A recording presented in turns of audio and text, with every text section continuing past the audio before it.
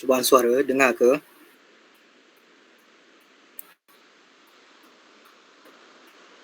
Okay.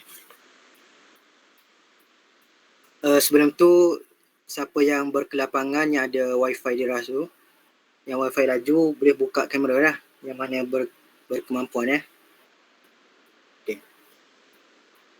Bismillahirrahmanirrahim. Alhamdulillahirrabbilalamin. Wassalatu wassalamu ala asyrafil anbiya wal mursalin wa ala alihi wa sahbihi ajma'in. Assalamualaikum warahmatullahi ta'ala wabarakatuh. Terima kasih diucapkan kepada semua seramai 16 orang yang sudi hadir pada malam ini pada pembukaan siri Rich Soul pada malam ini.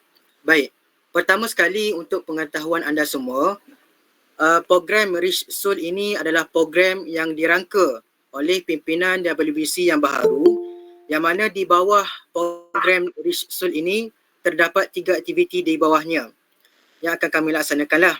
Jadi aktiviti yang pertama adalah aktiviti Seri Bedah Buku. Kami akan jemput mana-mana pimpinan WBC untuk memberikan ataupun berkongsi perkongsian berkenaan buku yang ingin mereka kongsikan. Formatnya seperti malam ini, yang mana seorang speaker akan diberikan masa 1 jam ataupun 1 jam setengah untuk beliau berkongsi intipati ataupun kandungan buku tersebut. Baik, itu adalah aktiviti yang pertama. Aktiviti kedua pula adalah aktiviti kedua pula adalah bernama Sembang Santai, yang mana format bagi Sembang Santai ini kami pimpinan WBC akan decide satu tema yang menarik. Contohnya, kami decide untuk pilih tema Cina. Tak kiralah negara Cina ke, bangsa Cina ke, kami akan pilih satu tema yang menarik dan berdasarkan tema tersebut akan ada 2 orang speaker dan 1 orang MC. Yang mana 2 orang speaker tersebut akan berkongsi 2 buah buku yang berkaitan dengan tema tersebut. Contohnya, kalau tema Cina, 2 orang speaker CA dan CB, CA akan berkongsi buku yang berkaitan tentang sejarah, yang manakala CB akan berkongsi buku tentang budaya masyarakat Cina. Itu gambarannya lah. Okey, itu adalah aktiviti yang kedua. Manakala aktiviti ketiga pula adalah Siri Bedah Buku juga. Format sama dengan aktiviti yang pertama, cuma kami akan jemput speaker daripada luar kelab inilah. Jadi itu adalah pengenalan secara ringkas berkenaan program kita pada malam ini. Baik, itu program. Sekarang kita beralih kepada program kita pada malam ini, iaitu program Siri Bedah Buku kali yang pertama anjuran WBC sesi ini. Baik, speaker kita pada malam ini adalah Saudari Nur Asma Laili binti Cik Hashim, pelajar ijazah sarjana muda bahasa Arab dengan kepujian semester 6. Jadi buku yang akan beliau kongsikan kepada kita pada malam ini bertajuk Di Tepi Sungai Dajlah, karya Buya Hamka. Jadi sinopsis ke ataupun ringkasan buku ini saya tidak akan sentuh sebab ini akan speaker kita kongsikan sebentar nanti. Cuma berkenaan penulis karya ini, iaitu Buya Hamka, saya yakin dan percaya kita semua kenal. Lagi-lagi pelajar lulusan agama mesti kenal lah Buya Hamka ni.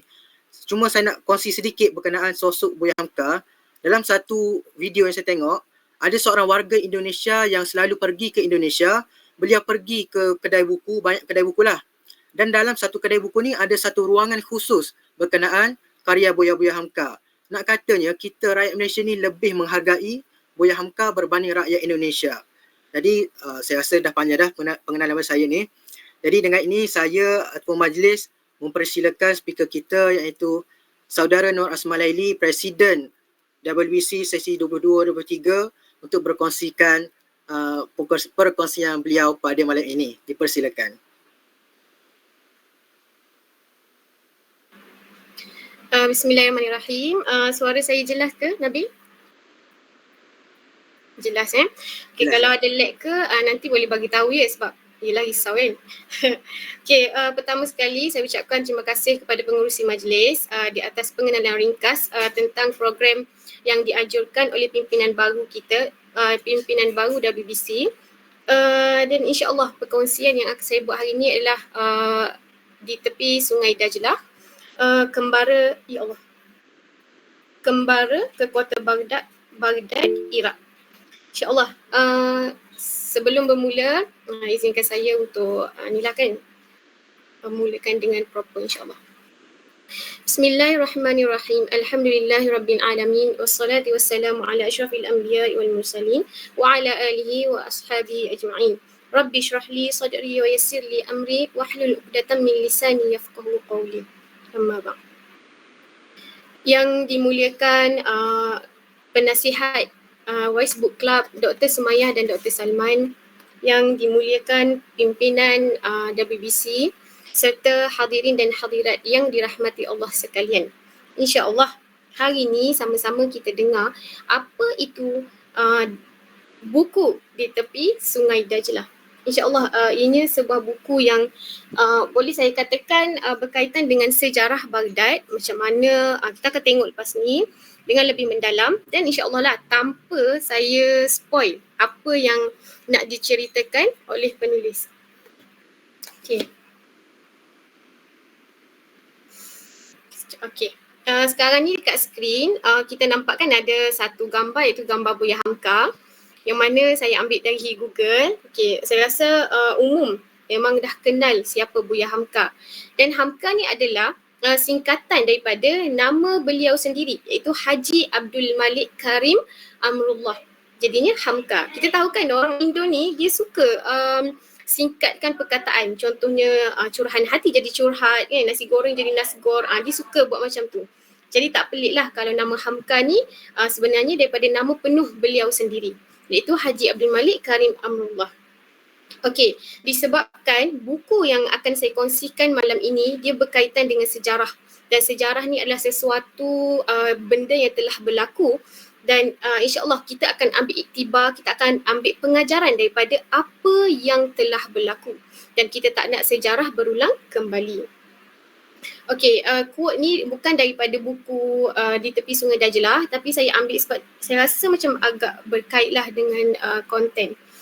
Iaitu riwayat lama tutuplah, sudah sekarang buka lembaran baru. Baik hentikan termenung gundah, apalah guna lama terharu. Okey, lebih kurangnya kalau benda tu dah berlaku, kalau benda tu dah tinggal sejarah, bukan nak kata kita tak boleh berfikir kepada benda tu, boleh, tetapi cukup kita ambil iktibar, tapi bukan untuk termenung lama tanpa kita membuka lembaran baru dalam kehidupan kita. Okey, insyaAllah kita pergi lagi. Okey, ini sedikit lah daripada sinopsis yang dari buku tu sendiri yang saya ambil. Dia ada lagi sebenarnya satu perenggan dekat bawah tu, tapi disebabkan saya tak nak dia nampak crowded sangat, jadi saya ambil sikit sajalah. Ini adalah sedikit ringkasan, bukan ringkasan tapi sinopsis yang ada dalam buku tu yang saya letakkan dekat sini. Okey, sebenarnya kan waktu saya beli buku ni, saya rasa saya agak merindui tanah Arab. Macam tu. Jadi saya memilih buku-buku yang berkaitan dengan kembara di tanah Arab. Contohnya Baghdad, dan ada juga buku yang saya beli pada waktu tu, Kembara ke Jordan, buku penulisan yang berkaitan dengan pengembaraan. Tak kisahlah Jordan ke mana ke, sebab kadang-kadang penulis dia mampu menghidupkan benda tu. Ibarat kata bila kita baca tu, kita rasa kita yang duduk di tempat tu. Jadi benda tu sedikit sebanyak dapat mengurangkan rasa rindu kepada tanah Arab. Kita dapat, kita dapat membaca dari segi pemikiran penulis, dari segi pemikiran orang lain.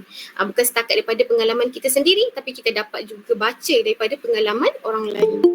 Okey, Kembara ke Kota Baghdad, Iraq. Okey, kita tengok lagi. Okey, di dalam buku ni terdapat berapa bab? 1, 2, 3, 4. Dalam 10 bab gitu. 10 bab. Tapi saya tak ambil semualah. Saya ambil beberapa bab sahaja. 5 lah, separuh bab dari buku ni yang saya rasakan yang agak dekat dengan diri kita, yang mana kita boleh ambil sebagai pengajaran, yang bagi saya suka nak kongsikan kenapa saya memilih quote daripada buku-buku ni.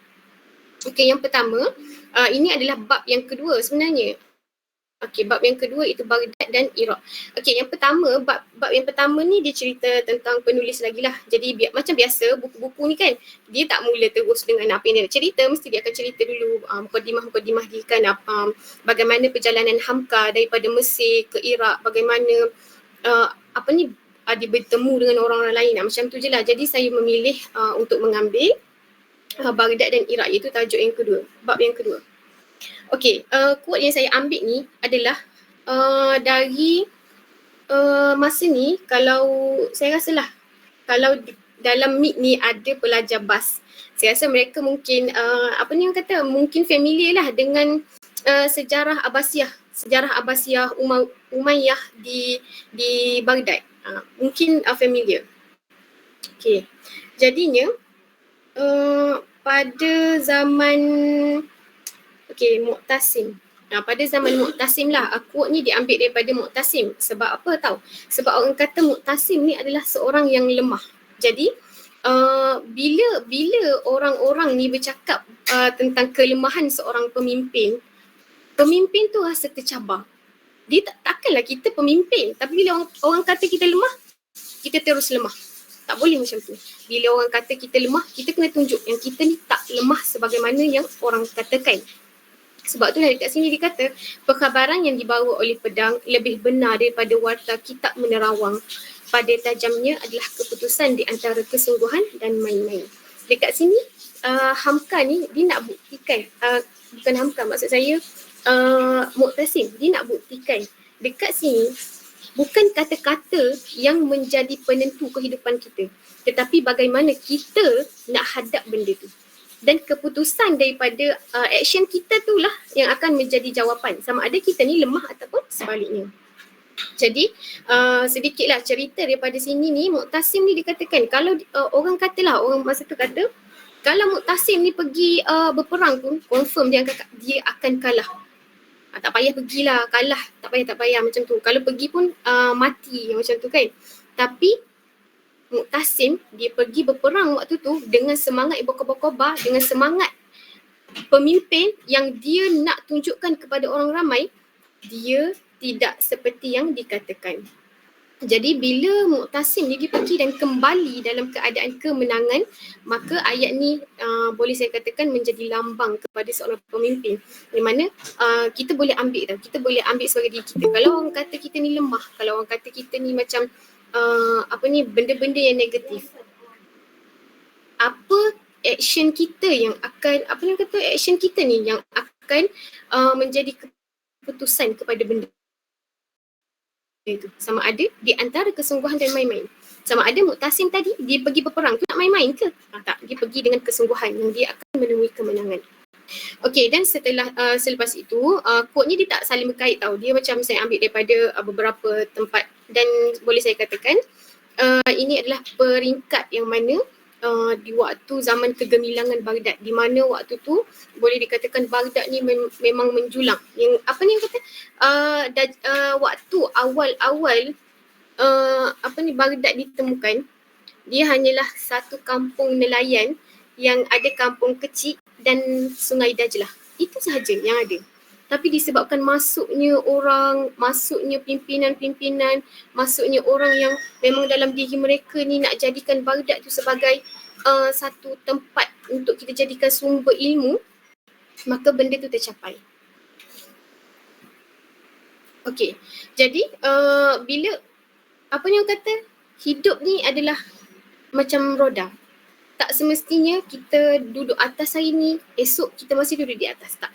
Begitu jugalah dengan Baghdad, yang mana awal-awal tu memang menjulang naik dengan banyak ramai alim ulama, ramai orang yang datang nak cari ilmu di Baghdad. Memang orang kata memang waktu tu Baghdad ni adalah center untuk orang mencari ilmu. Macam tu. Okey, lepas tu berlakulah satu peristiwa yang mana saya kata quote yang kedua ni dia memang menggambarkan bagaimana keadaan Baghdad waktu itu. Kelemahan bukanlah terletak pada senjata atau persiapan-persiapan alat perang, melainkan terletak pada jiwa penduduk Baghdad itu sendiri. Bila dalam jiwa seseorang ni ada perasaan negatif, ada perasaan takut, maka dia tak mampu nak buat apa pun. Nak melangkah pun dia tak berani. Sebab apa? Sebab dalam diri dia tu dah ada perasaan takut, dah ada perasaan negatif. Maka benda tu telah menguasai penduduk Baghdad waktu tu. Dan benda ni juga menjadi salah satu punca kejatuhan Baghdad. Dan seterusnya, kenapa saya ambil quote ni? Sebab dekat sini kan, Baghdad, dia adalah satu negara yang boleh saya, dia adalah satu tempat orang mencari ilmu, tempat orang mencurah ilmu. Tetapi berlakunya satu peristiwa yang menjadikan Baghdad ni, peristiwa hitam dekat Baghdad ni yang boleh dikatakan sangat mendukacitakan, di mana kejatuhan Baghdad merupakan pukulan yang paling hebat bagi Islam dan kaum Muslim yang bekas lukanya sangat dalam sekali bagi peradaban dan kebudayaan Islam. Okey, disebabkan kalau korang perasan lah kan, kadang-kadang dalam macam sekarang kan kita selalu dengar macam mana Melayu ni boleh jatuh disebabkan Melayu tu sendiri. Sama juga dengan Baghdad. Bukan orang lain yang menjatuhkan Baghdad, melainkan pemimpin Baghdad sendiri yang pemimpin yang ada tu sendiri, khalifah tu sendiri yang memilih untuk mengkhianati. Maka benda tu menjadi punca terbesar kejatuhan Baghdad masa tu. Dan kenapa benda ni adalah benda yang sangat besar, peristiwa yang sangat besar, peristiwa sedih sangat besar untuk orang Islam adalah disebabkan waktu tu, kan saya dah kata tadi kan, yang Baghdad ni dia punya ilmu tu memang salah satu tempat pustaka terbesar waktu tu. Memang segala jenis ilmu, semua jenis, sebab waktu ni hidupnya ramai Imam Hambali, saya lupa. Tapinya hidup macam ni Harun al-Rashid, mereka. Maksudnya orang-orang yang kita kenal, ulama-ulama yang kita kenal, orang yang mencetuskan ataupun pemula bagaimana adanya ilmu ni, bagaimana ada ilmu tu. Tapi disebabkan berlakunya satu peristiwa hitam, iaitu masuknya penjajah Mongol waktu tu, disebabkan khalifah, salah satu khalifah dia macam decide untuk khianat negara dia sendiri, dengan harapan yang dia ni akan dipandang oleh orang asing. Dalam negara sendiri pun dia dah khianat. Bolehkah dia setia dengan negara lain? Bolehkah dia setia dengan orang lain? Itu menjadi persoalan dan itu menjadi punca kematian khalifah tu. Nak cakapnya dekat sini, jatuhnya Baghdad bukan disebabkan orang lain, bukan disebabkan Mongol. Betul, Mongol tu yang menjatuhkan, yang buat kacau kan. Tapi yang menjadi punca adalah khalifah tu sendiri yang membuat keputusan untuk mengkhianati orang-orang dia. Sekejap sekejap.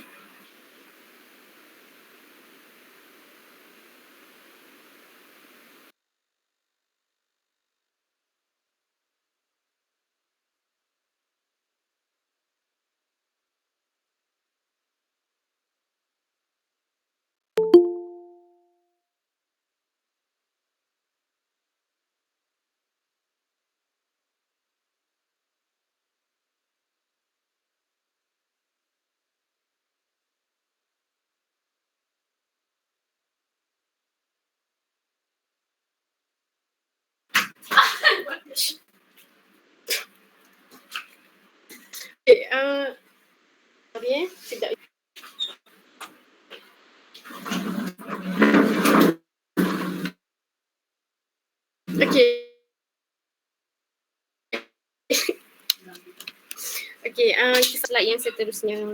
Okay, ini adalah, sekejap, tak bergerak. Nabil, slide saya bergerak tak? Tak bergerak. Tak bergerak. Sekejap Okey, dia dah bergerak dah.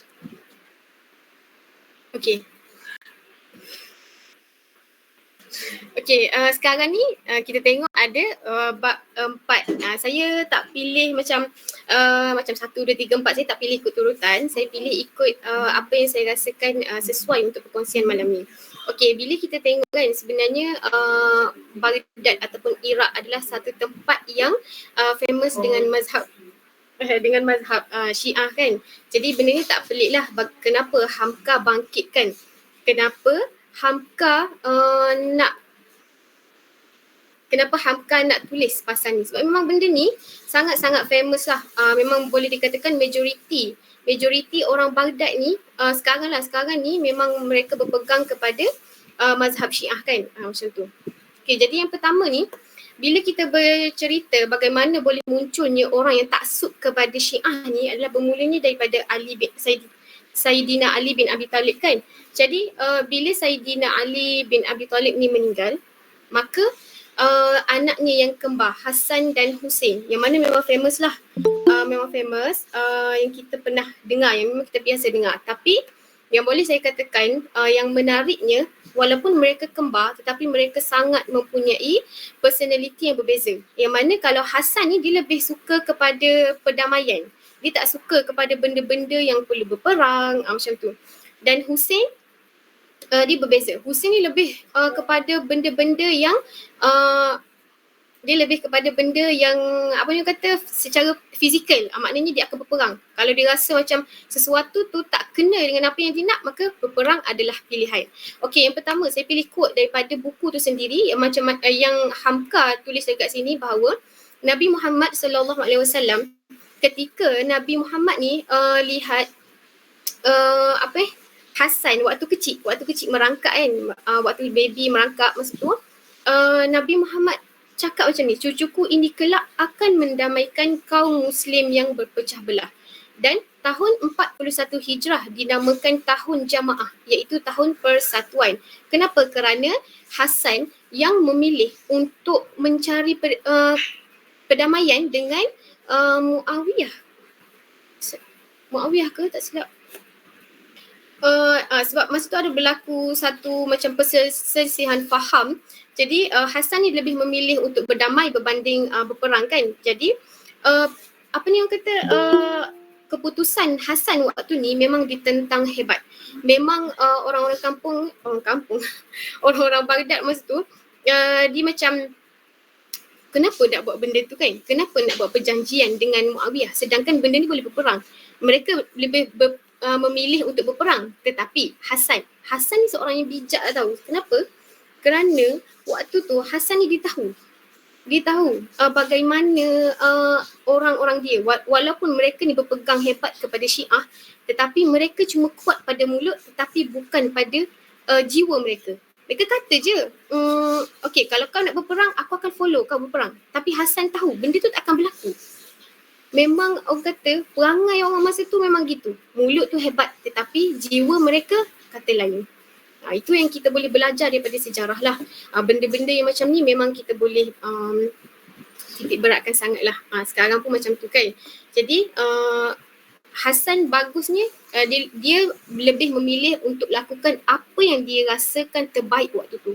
Kadang-kadang menjadi seorang pemimpin ni bukan kita perlu dengar semua kata-kata orang, dan bukan tak boleh dengar, kita boleh. Tetapi sebagai pemimpin kita perlu tahu apa yang baik untuk semua orang, walaupun waktu tu semua orang menentang. Dan saya yakinlah kalau kita ni pemimpin yang baik, pemimpin yang memang ikhlas melakukan semua perkara tu, ikhlas untuk memang apa yang kata untuk kebaikan semua, maka Allah akan bantu kita. Dan akan ada orang yang sokong kita walaupun minoriti. Dan kita kadang-kadang untuk membuat keputusan kita tak perlukan majoriti, tetapi kita memerlukan minoriti tu yang kita tahu yang sentiasa ada dengan kita, yang tak akan tinggalkan kita walau apa pun yang berlaku.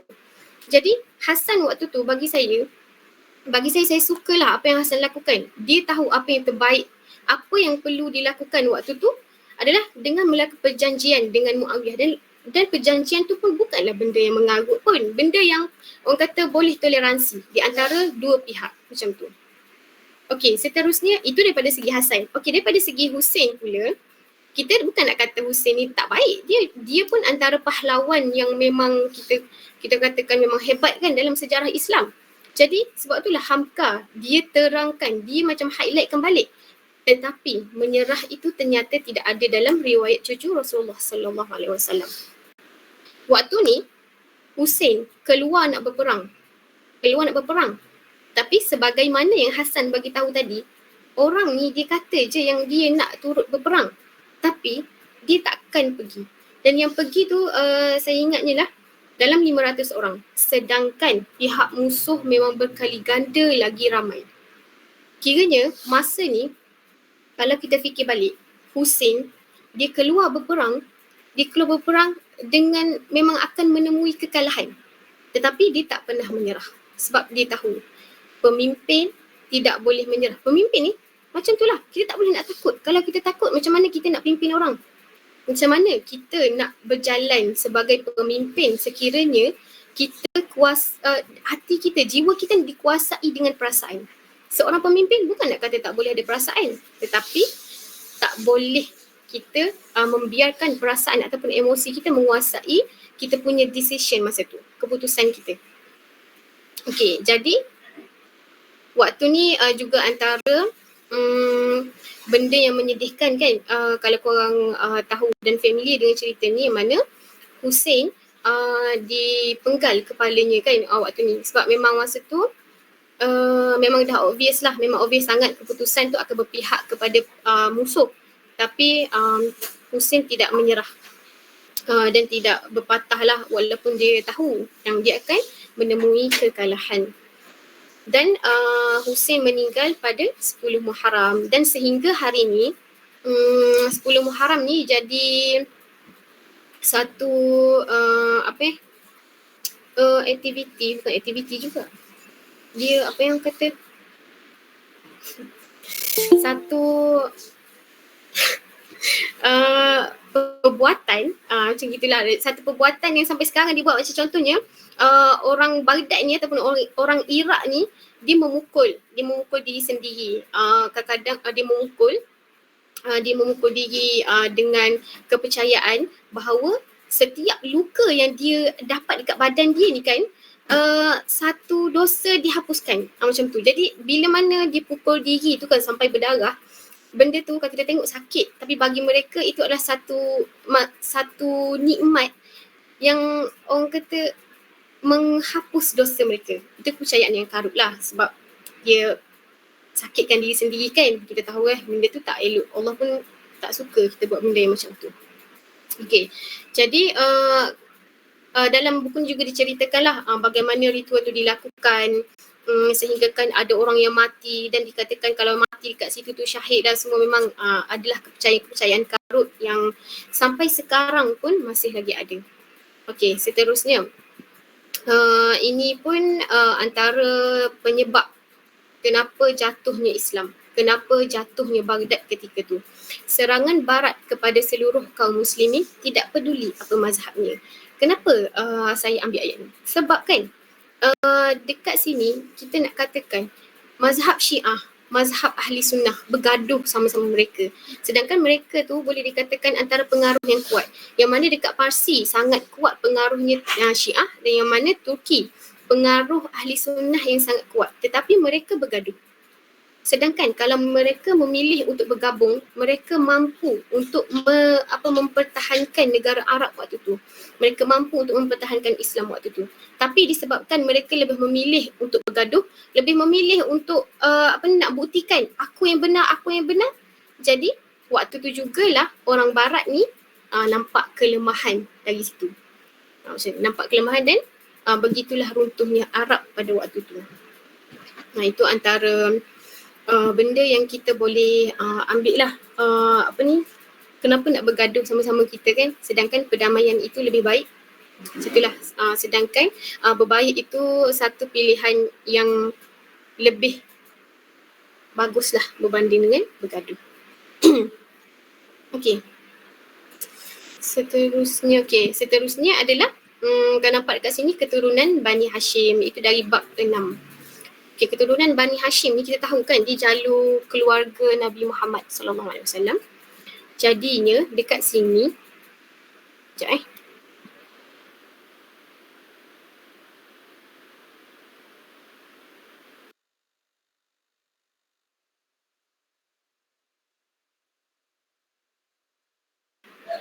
Okay, jadi bila berlakunya kematian Hasan, Hussein, maka muncullah jalur-jalur apa yang keturunan mereka kan, adalah keturunan mereka, dan waktu ni adalah Faisal. Kalau nama yang kat sini Faisal 1.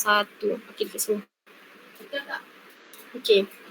Faisal 1 ni orang Syiah pun boleh sokong dia, dan orang yang berpegang kepada ahli sunnah pun boleh boleh sokong dia. Kenapa? Kerana dia punya jalur keturunan tu adalah ahli sunnah wal jamaah, tetapi disebabkan dia ni ada kaitan dengan Husain, maka orang Syiah ni boleh terima dia. Jadi waktu ni kan, waktu Baghdad ni mungkin dah dijajah waktu ni. Jadi bila orang Inggeris bagi pilihan siapa yang mereka nak jadikan ketua, maka Faisal menjadi pilihan mereka. Sebab memang kedua-dua pihak boleh terima Faisal, dan Faisal sendiri ni bukan orang yang bukan yang taksub kepada mana-mana mazhab.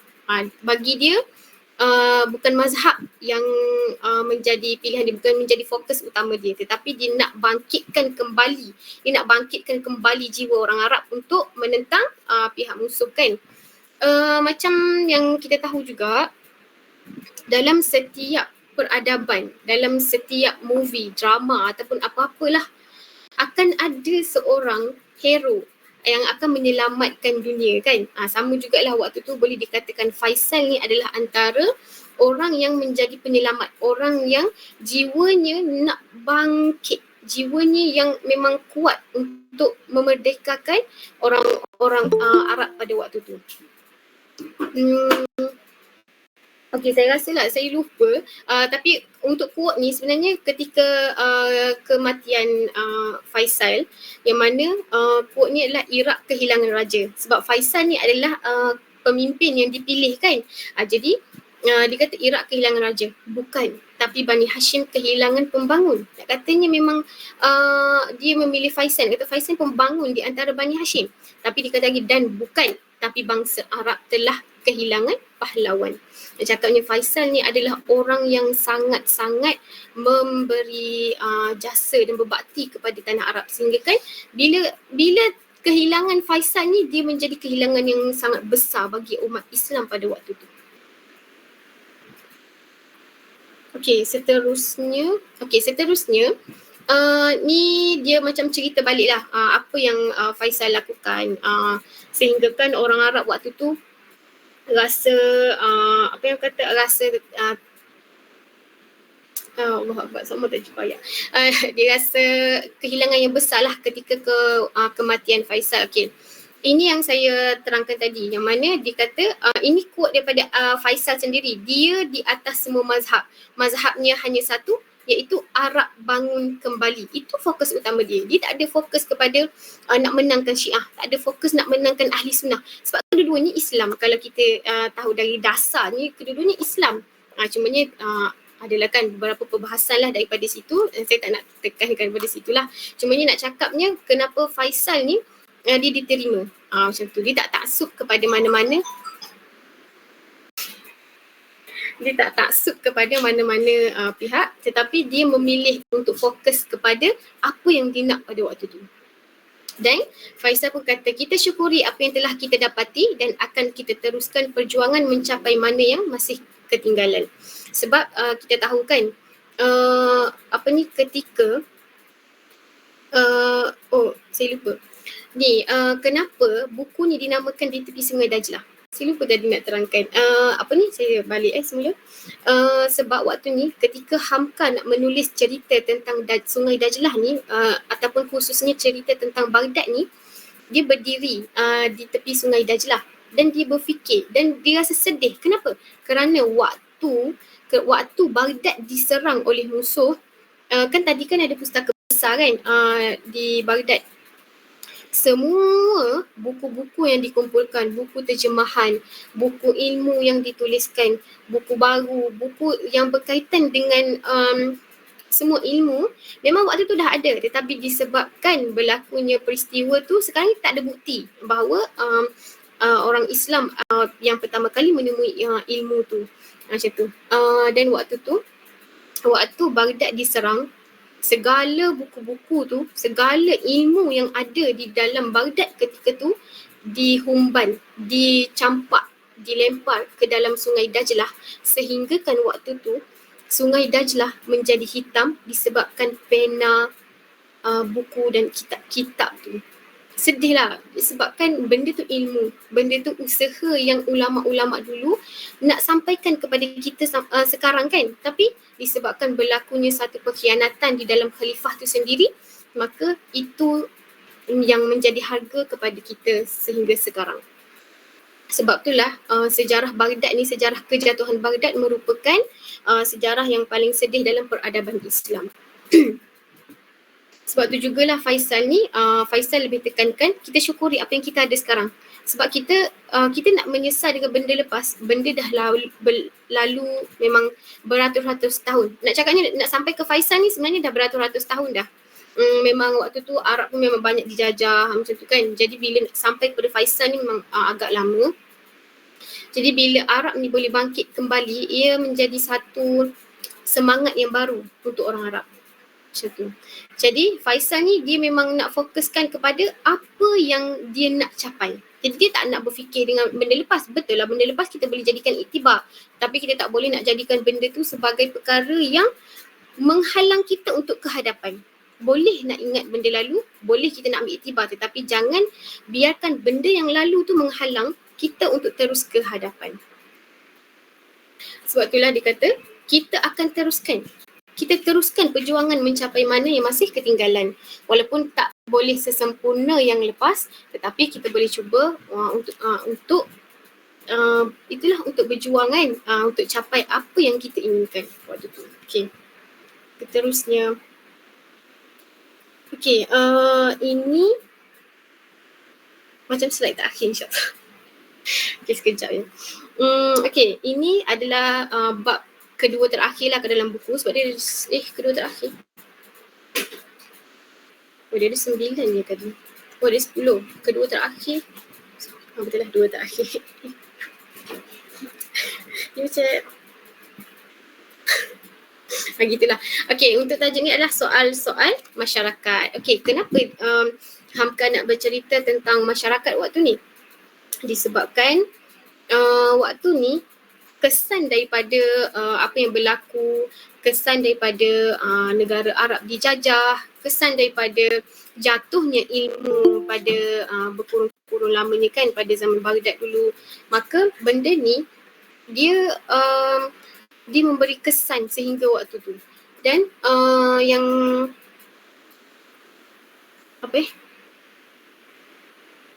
dia memberi kesan. Maksudnya dekat sini waktu soal-soal masyarakat diceritakan, mereka dah merdeka sebenarnya, dah merdeka daripada penjajah, tetapi merdekanya mereka, ya Allah tersalah. Merdekanya mereka ni tak membawa makna mereka boleh kembali kehidupan yang lalu, yang mana semua orang mendapat hak-hak yang sama rata, yang mana mereka boleh hidup macam yang dulu-dululah. Tapi mereka hidup dalam penderitaan, yang mana bila ilmu telah hilang kan, ilmu telah hilang pada waktu tu, maka memang agak teruk sangatlah kalau korang boleh baca dekat sini. Dia kata buta huruf masih sangat besar. Di antara penduduk 5 juta, barulah 8% yang tahu menulis dan membaca. Bayangkan 5 juta. Tetapi yang boleh membaca, yang boleh menulis hanyalah 8%. Dia bukan 80. Tapi dia 8% sahaja. Tak sampai 10. Memang boleh kira dengan jari. Memang sangat teruklah pada waktu ni. Kesan daripada berlakunya peristiwa-peristiwa hitam. Berlakunya peristiwa yang tidak kita inginkan. Jadi benda ni kan kita boleh ambil sebagai pengajaran, yang mana kita tak boleh nak mengkhianati orang yang mempercayai kita. Kenapa? Kenapa khalifah tu memang dia jadi khalifah? Maksudnya kan dia dipilih sebagai khalifah disebabkan orang percaya, orang taruh kepercayaan kepada dia. Tetapi disebabkan dia punya greed, disebabkan dia punya rasa nak nakkan harta, nakkan kuasa lebih lagi dari apa yang didapat pada waktu tu, dia memilih untuk mengkhianati orang yang mempercayai dia. Macam tu. Okey. Kembali kepada quote ni kan. Dia kata ini adalah antara benda yang berleluasa pada waktu tu, 3 perkara. Kebodohan, kemiskinan dan penyakit. Penyakit ni 3 benda ni kita boleh katakan berlaku pada desa, pada tempat pedalaman. Mungkinlah kehidupan di bandar sedikit berbeza waktu tu dan dari kehidupan di desa. Sebab tu dah dekat sini penduduk Baghdad ni ramai, tetapi yang boleh membaca, yang boleh menulis tu cuma sedikit. Dekat sini pula di dalam buku lah di-highlightkan juga yang mana wanita pada waktu ni tak mendapat hak yang sepatutnya. Mereka masih stuck dengan adat istiadat yang lama. Mereka ibarat kata hilang kehormatan macam tu. Maksudnya orang tak hormat wanita masa tu. Dan setiap ketua keluarga masa tu mereka nak semuanya memang majoriti akan berkahwin 4. Macam tu. Berkahwin 4 bukan nak kata tak boleh. Tapi pada waktu tu benda tu dah jadi adat istiadat. Dan kenapa sekarang ni kan kita sentiasa tengok berlakunya perpecahan dalam keluarga, berlakunya pukul-pukul dalam keluarga disebabkan jalur family mereka tu. Contohnya kan daripada ayah yang suka pukul-pukul, maka benda tu anak yang nampak dari kecil buat kepada isteri dia, dan anak nampak ayah dia buat benda yang tu, dia tak putus, dia macam berterusan. Dan kita kalau katakan ada jalur benda yang tidak elok yang berlaku, kita perlu menjadi orang yang break the circle. Sampai bila kita nak hidup dalam circle yang melemaskan, dalam circle yang sebenarnya menyakitkan jiwa. Benda tu tidak menenangkan jiwa kita pun, benda tu yang menyakitkan sebenarnya. Tapi disebabkan kita rasa benda tu tak salah. Sebab apa? Sebab memang dari kecil kita dah nampak benda tu. Dah nampak ayah pukul ibu, na'udzubillah min zalik. Dah nampak ayah tengking-tengking ibu. Jadi benda tu kita rasa